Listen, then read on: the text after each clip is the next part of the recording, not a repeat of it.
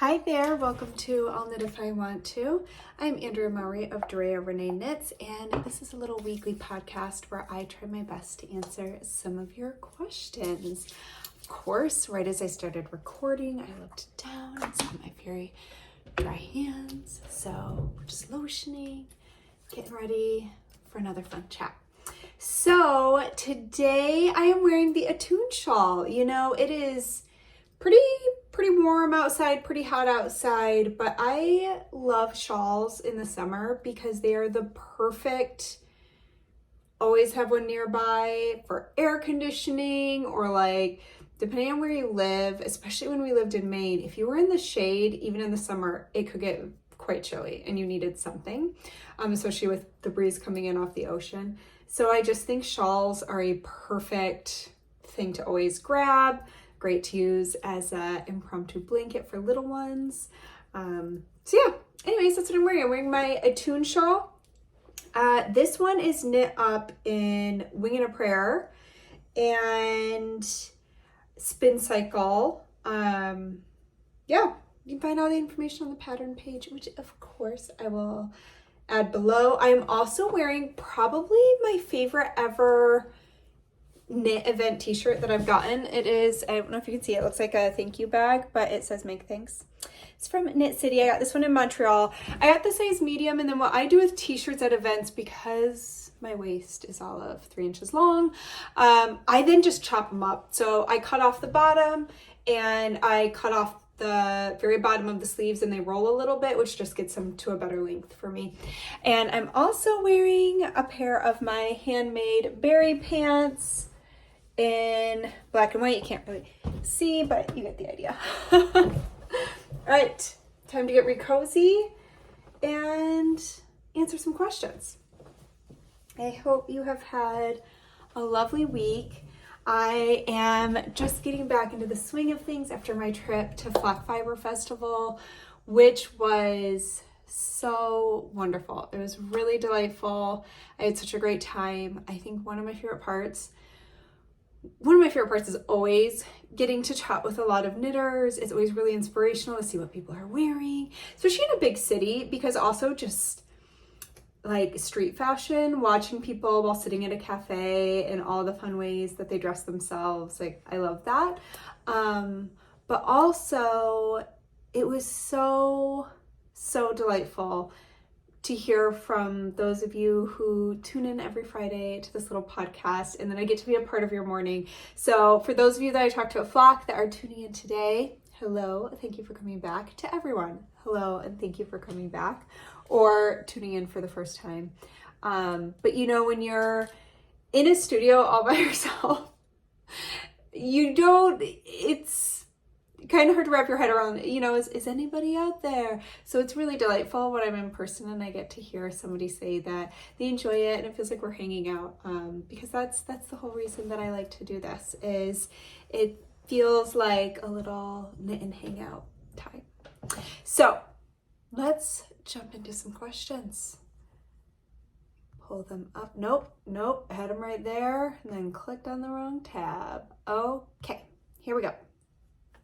So, question number 1. I am currently knitting the Comebackigan Cardigan, and it is so much fun. Yay!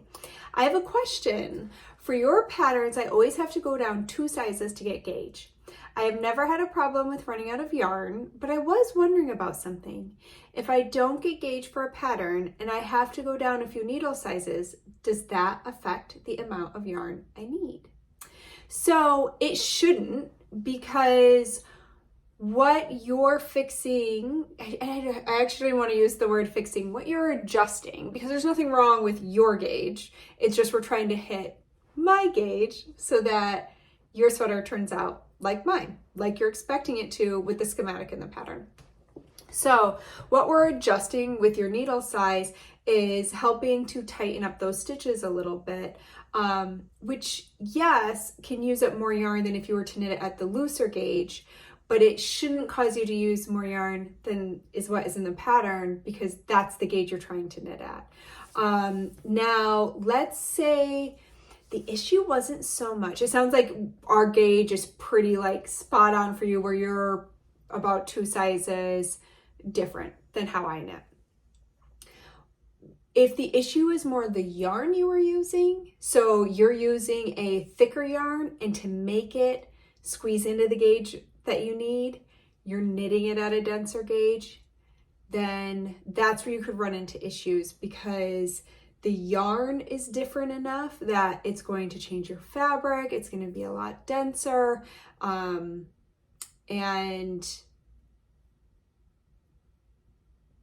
the amount that it ends up using could vary depending on the diameter of the yarn itself, like the actual yarn strand itself. So, but if you're using a really similar yarn, like a pretty straight substitute, or even the yarn I used, and you just have to go down needle sizes, that's just a tensioning thing. So that shouldn't actually affect the length of the yarn that you end up using. So that's a fun one to think about. I appreciate questions like that where I have to like, let me think about this one for a minute. But yeah, otherwise you should not have an issue or run out of yarn. All right, question number 2. Is your Birch pattern unisex? I just finished the Birch for myself and I love it. As soon as my husband saw it, he mentioned wanting a similar one for himself. Would you consider any mods if you were making it for a male? For example, the increases, which to me create a very subtle eyelet along the raglan. Oh, I read that funny, but they're basically asking, are those more feminine? And are there other patterns that you'd recommend that are simple rib or brioche raglan? Thank you for working so hard so we don't have to. I like that comment at the end. I 100% would say yes, you can absolutely make the Birch cardigan for any gender. The only thing I would really take into consideration is picking sizes, paying attention to your partner's shoulders, how broad his shoulders are compared to maybe his chest. And even like, so one of the things that I think about if I'm knitting for, say, Peter, is I want to think about like chest circumference and waist circumference. So some men do like for, or I should just say some people do like for the sweater to kind of nip in at the waist. So that would be kind of classic shaping that you might consider for that type of silhouette. But my patterns, I just do straight shaping on the waist because that's always what I felt most comfortable in, which also does make them very unisex friendly. There's no like hourglass shaping that I do or hip waist shaping. So you don't have to adjust anything there. It's really just about picking the size and paying attention to torso length. If the person you're knitting for has a long torso, there's a good chance that you're going to want to add some extra length there, maybe in the sleeves if your husband has really long arms.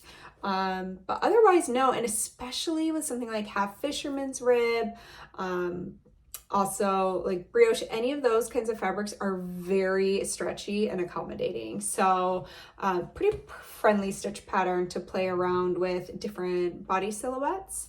And I do not think that those increases would be gender specific. I think that any increases in those stitch patterns, basically we need to increase by 2 stitches at a time because the stitch pattern is a 2-stitch repeat. So by increasing 2 stitches at a time, it keeps everything in pattern. And so the reason it creates that little bit of an eyelet is because we're working in and out of the same stitch, which is going to open it up a little bit. But I think that it can be done for anybody. I don't think that's an issue.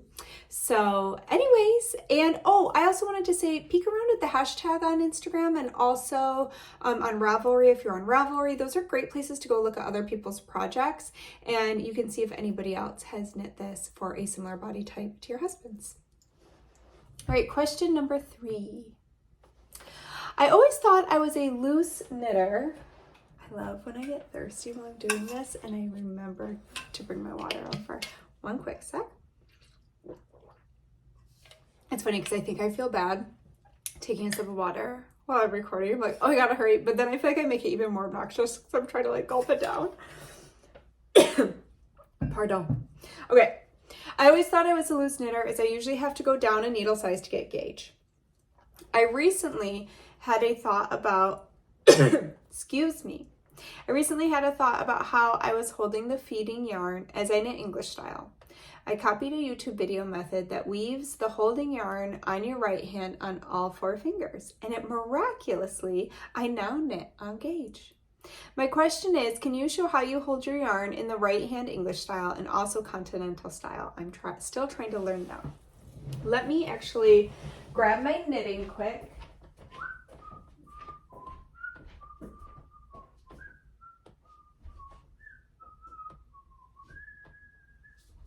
Okay.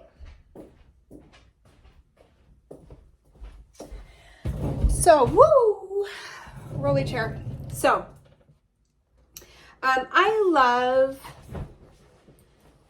finding tips that help something that maybe you wanted to adjust with the way you knit. So that's really neat that you found this video that taught you a new way to tension your yarn. I think that's really cool. I'm always big on like, if the way we knit is comfortable and we're creating fabric we like, great, just keep doing what you're doing. But when we do want to make minor adjustments, it's lovely to find something that helps. So very cool. If you are watching this, feel free to pop a link into the YouTube video that you found if you want to share it with others, because maybe somebody else would find it helpful. Okay, so the way that I tension, if I am knitting with my right hand, isn't it funny? I kind of have to pick it up. Okay, we're going to start continental left hand. So for continental left hand, I just wrapped around my pinky once. So here's my yarn. I just like drop it over my pinky and wind once, and then over my pointer finger. Like that. I'll do it one more time. So I pick it up, hooking my pinky and rotating, and then dipping my pointer finger under, and then I don't hold it that far back on my finger though. And then I just bring it like this and start knitting. And that was actually a really big piece to the puzzle for me when I did learn continental knitting. It was figuring out how to tension my yarn, because I would say that was the trickiest part. Once I figured out how to hold my yarn so it was a smoother flow, that made all the difference, because otherwise I kept having to drop and re-pick it up, and because my tension would get all funky. So that was pretty big for me. Now, English style, I don't tension around any fingers. I actually just hold it like this. So I have got my working yarn in my last 3 fingers, and then it's just over my pointer, which I think is also why it was a little trickier for when I switched to continental, because I've never had to tension with my right hand. So I hold it and I just do this. Can you still see it? Okay. So that's how I knit English style. So yeah, I don't do any special wrappy-doos over here, but continental, I do wrappy-doos over there. Okay, so my headphones just got quiet. So hopefully they're still working over here. Now they just went back to normal. Okay. All right. So does anybody else have any fun tensioning or quirky tensioning? Tell us your stories. All right, question number 4. As someone newer to the fiber arts world and whom does not have fiber friends, do you think a fiber festival is worth the investment? Or do you think a fiber retreat would be a better option? Just looking for some insight to the plus minus of each, as I hear so much about events from different creators in the fiber world. I'm very introverted, but I love the idea of spending time and connecting with other fiber enthusiasts. I'm also concerned about spending a lot of money just to feel all alone in a crowd. I haven't had any luck connecting locally, and I'm at the stage of my life where after work I Uber my kids about town to their activities. I haven't found any knitting groups near where I live, and despite knitting at all the sports practices, I haven't found a fellow fiber artist yet. I would definitely have to save for a bit to try either option, but would appreciate your thoughts. So I'm going to throw a third one in here, which is a knit along. So let's kind of like think about all 3. I do think it depends on the kind of person you are. I know people who have made friends in all 3 of these different ways personally. So I'm going to speak from my experience as a very shy, very introverted person. Very, very shy. It is like, I can't push through the shyness unless I'm in work mode. So that's kind of like the experience I'm coming from. So in a big festival setting, I think that the potential for meeting friends is absolutely there. One of the nice things is a lot of times at these events, you could take a class, which helps make the really big event situation a little more intimate, a little more like easy to chat with people and maybe meet somebody who's also learning the same thing as you. So I think taking a class at one of the events is a nice idea. There also tends to be areas to hang out and knit because everyone needs a little downtime. I think at big events, they can be a lot of people, a lot of noise. So a lot of them have like tables and chairs set up, or like at Rhinebeck, there's the hill. You can always find spots outside to knit. So there's things like that. And I do think that they're probably a little bit more cost efficient. Is efficient the right word? I think they're lower on the cost scale than maybe trying to do a retreat. I think retreats tend to be maybe more expensive. But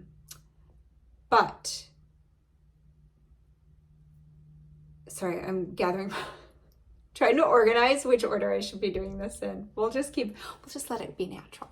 So then let's talk about retreats. I will say I've never attended a retreat as an attendee. I've only been there as a teacher.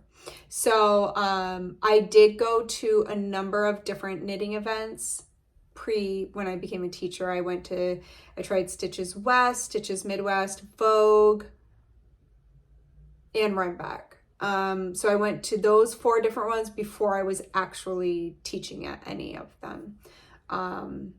So yeah, there are some that I tried, but if you're overwhelmed by crowds, if you feel very shy, then yes, it can be maybe a little intimidating. But maybe there's somebody else here who has, like, I would love, I'm going to do this call out right now. Anyone who's made a friend at an event or a retreat, like, tell us any way that you've made your fiber friends. Please tell us, because I love those stories. I would love to hear how you made your fiber friends. So put those down below in the comments. Okay, so events, retreats, at least the ones I've taught at, and I've taught at ones of different amounts of people. So sometimes it can be as few as, like, I don't know, 15 people. Sometimes they can be quite a bit bigger. But even if there are 50 people, let's say, it is more intimate and you're around the same people the whole time. You're having your meals together, you're taking classes together. There's usually other fun activities sprinkled in. And it's more vacation-y, I would say. So there's that aspect. And I have had the privilege of watching friendships in the making at retreats. And it is so fun to see. And then I've watched friendships that were made, and then they go on to future retreats together, and they travel and they get together. And I love that. I think that making friends as adults, at least as a shy person like myself, can be really tricky, because we aren't just thrown into a group of people, especially if you're like me. Like, I work out of my house, I work by myself. So I'm not just going to meet a coworker that I've become friends with. Like, I have to seek out friendships. So it can be tricky. But I do think retreats are more intimate. And the nice thing about a retreat is everything's kind of laid out for you. So if you do feel a little more intimidated or shy, there's a schedule, there's the place where you're going to eat all your meals. So I feel like you just kind of got to show up and try and do some chatting. Knit-alongs. Knit-alongs, I think, are the most accessible, because you can do them from the comfort of your own home. And yes, your goal might be, hey, I want to make like in-person fiber friends. But I have made in-person fiber friends by first making them online. And it is the thing that I am most grateful for. It's what keeps me on Instagram, to be honest, is I've made real life friends there. And in and on Revelry and knit-along groups, I made one of my very first, like, very good friends as an adult, as a knitter, fellow knitter, through a knit along. And I think it's even made me braver to attempt more friendships because I had that experience and it was so positive. Now I feel, even though I am very shy, it helps me go, okay, but that was so worth it when I made that friend, that I'm gonna put myself out there again. So I just wanted to throw knit alongs out there because it's a great way to even just start recognizing maybe other people in the community. So if you do go to a big event, maybe you're gonna recognize somebody you follow on Instagram or that you have seen in a knit along that you've chatted up. Maybe you can even say, hey, like if you spark up a friendship, I mean, that is how my friend and I met, is then we went to an event together. We were like, well, let's go. And then we met. So I think that can be a really, really lovely way to kind of get that going. Oh, there was something else, but I forgot. Okay, so I just wanted to also share, again, sorry, my dog's barking, the mailman's here. I didn't time this one well today. That's Fargo, protecting the house. I guess just maybe sharing some stories of friendship happening for me as an adult, and I'm gonna say it for like the 18th time, but as a very shy person, because I don't know, if you're shy as well, you're gonna understand the struggle. I will straight up hide in my hotel room when I travel because that is how socially anxious I can get. So when I've had moments of kind of breaking out of my shell and having these really lovely like interactions with other knitters and makers and created true friendships from that, it just feels very empowering and exciting and like, okay, I can do this. So one was knit along, and then we got to know each other in real life. And another, I actually did a meet and greet back when I lived in Maine, and a knitter came, and hi Becca, if you happen to watch this, her name's Becca, and she came in and she was wearing a farmer's daughter fiber tank top that I had, and she was wearing a Sew Liberated skirt that I had the sewing pattern to, and I was like, you know what, I bet we could be friends. And so I, way out of my comfort zone, DM'd her on Instagram and said, hey, do you want to knit together sometime? And that was the beginning of making like my whole fiber friend group when I lived in Portland. And I was also lucky enough to have met my friend Casey, who owns a fiber shop in the Portland area. And so we would go to their spin-ins where you could bring your spinning wheel and spin. And our friendship grew from there with Mel and Marissa and Amy. If you happen to watch, hi guys, I miss you. So just putting myself out there in that way led to really, really wonderful friendships. And then even more recently, I've started asking some people that like I've gotten to know through places like Instagram, like, hey, do you want to insert craft of your choice here together? So like, do you want to sew? I'm gonna sew these pants. Does anyone want to do it with me? And creating our own mini sew-alongs and knit-alongs. I also did, you're gonna be like, are you sure you're shy? But I swear, these are just me pushing through comfort zones, knowing how important it is to try to create, like, forge friendships. I did back when I had originally moved back to Michigan in my 20s. I did also, with a friend, we started a little knitting group, and we just posted it on Ravelry, and that's how we found a few other members. It was always really tiny, but that's something to consider too, is putting it out there in those ways. Like if there's anybody within 45 minutes of this area who wants to get together for a coffee and some knitting, that can kind of be a way to do it too. So anyways, there is my long-winded answer, and I would truly, truly love if any of you wanted to share fiber friendship stories. Please do. I would be so happy to read them. All right, last question also has to do with some knitting festivals. You have mentioned Rhinebeck and Flock. I have been to all kinds of nerd conventions, but not a yarn one. I am curious about yarn cons. What are they like? Which one is your favorite? Please tell me more. So I have only ever been to knitting ones. So I can't really compare them to like Comic-Con or whatever. That's really the only con I know. I know that there's so many, they're probably out there for everything, right? So I've only been to knitting ones, and I think they're lovely. Where do I begin? As far as favorite ones go, I mean, it's really hard. So there's different ones are going to give you a different feeling. So I was just at Flock. Lovely, really lovely. I also think the region you go to, what can be really fun, but not always easy to do. But if you can travel to one that's a little further away, so I was just at Flock, but also when there was still Edinburgh Yarn Fest, it was so neat to go see yarns and fibers and artisans from a completely different region than my own. So that I really love about them. I think it can be really neat to be introduced to makers that you might not have by traveling a little bit, if that's accessible for you. Rhinebeck, I really love because of how outdoors it is. The stalls are covered like in giant kind of pole barn situations, but then you're walking outside, there's a hill. The first time I ever went, I brought my 5-month-old and we would just sit on the hill and knit, and it was really delightful, really good, like fun food stalls. So that one, people will go, even like the food's a big draw because there's the apple cider donuts, all different kinds of fun food from all over.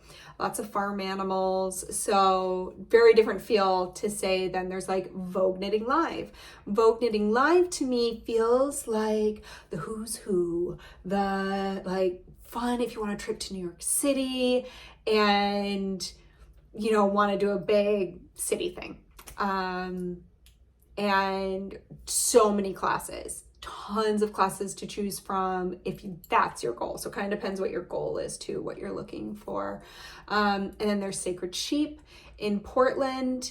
And again, that's a lovely one, especially for West Coasters. If you can't make it to the East Coast for something like Rhinebeck, Sacred Sheep is a little more intimate. It's smaller, which for some people feels a little bit easier to take on. And just really beautiful and lovely, and Portland's such a fun place to go. So I also kind of look at like, where do I want to visit? So yeah, I mean, what else? Is there anything else that what I really love about them is it's also, I feel like people put on like their ultimate knitting FO. The best thing they've ever made. Like they are bringing out the best of the best in the things that they've knit. And I love watching that. I love people, you can tell people feel really good. They're wearing like the favorite thing they've made. Everyone's running up to each other like, oh my gosh, what pattern is that? What yarn did you use? Can I touch it? Like there's a lot of, like called the knitter's hug. We're like squeezing each other's arms so we can touch the knitting. So that's actually probably one of my favorite parts, is that it's so fun and inspiring. You go home with like this big list of like what you want to knit next. You find new yarn you didn't know existed. You are like, oh my gosh, I should start spindle spinning. I'm gonna wash a fleece. I feel like it's just so inspirational. And it is the time when also kind of backtracking to the last question too, thinking about the whole like trying to make friends in the fiber community. And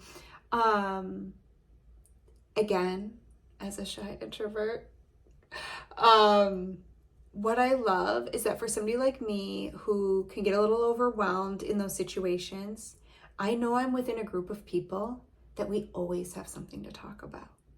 All you have to do is say, so what are you knitting? What are you wearing?